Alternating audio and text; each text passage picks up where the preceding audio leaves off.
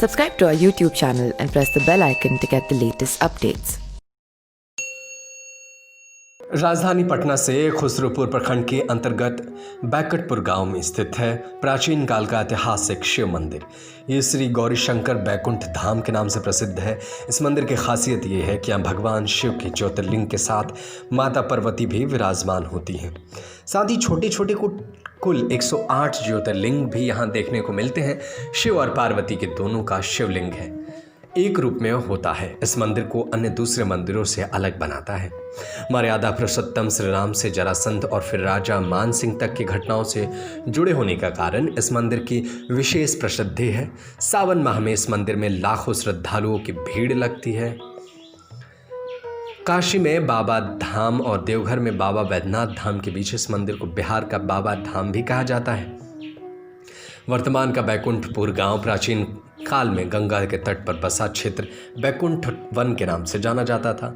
आनंद रामायण में इस क्षेत्र को बैकुंठा नाम से बताया गया है। कहा जाता है कि लंका विजय के बाद रावण को मरने से श्री राम को ब्राह्मण हत्या का पाप लगा था। उस पाप से मुक्ति के लिए श्री राम इस मंदिर में आकर पूजा किए थे। मान्यता के अनुसार महाभारत कालीन मगध राज्य का नरेश जरासंध भगवान शंकर का बहुत बड़ा भक्त था। वो राजन तथा भगवान शिव की पूजा करके राजगृह से आता था। किंवदंतियों के अनुसार इसे बैकुंठनाथ के आशीर्वाद से जरासंध को मारना असंभव था। कहा जाता है जरासंध हमेशा अपनी बाह पर एक शिवलिंग की आकृति का ताबीज पहना करता था। भगवान शंकर का उसे वरदान था कि जब उसके बाहर पर शिवलिंग रहेगा तब तक उसे कोई नहीं हरा सकता। कहते हैं कि जरासंध को पराजित करने के लिए कृष्ण ने छल से जरासंध की बाह पर बंधे शिवलिंग को गंगा के में प्रवाहित करवा दिया था और तभी उसे मारा जा सका। जरासंध की बाह पर बने शिवलिंग को जिस जगह पर फेंका गया उसे कौड़िया खाड़ कहा गया था।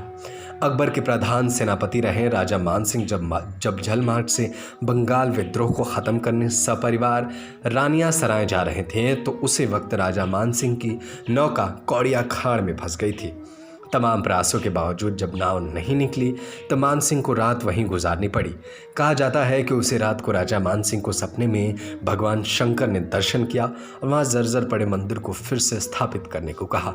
मान सिंह ने उसी रात के मंदिर को जनार्दन का आदेश दिया और उसके बाद अपनी यात्रा शुरू की। उसके अगले दिन बाद उसे बंगाल विजय प्राप्ति हुई। Subscribe to our YouTube channel and press the bell icon to get the latest updates.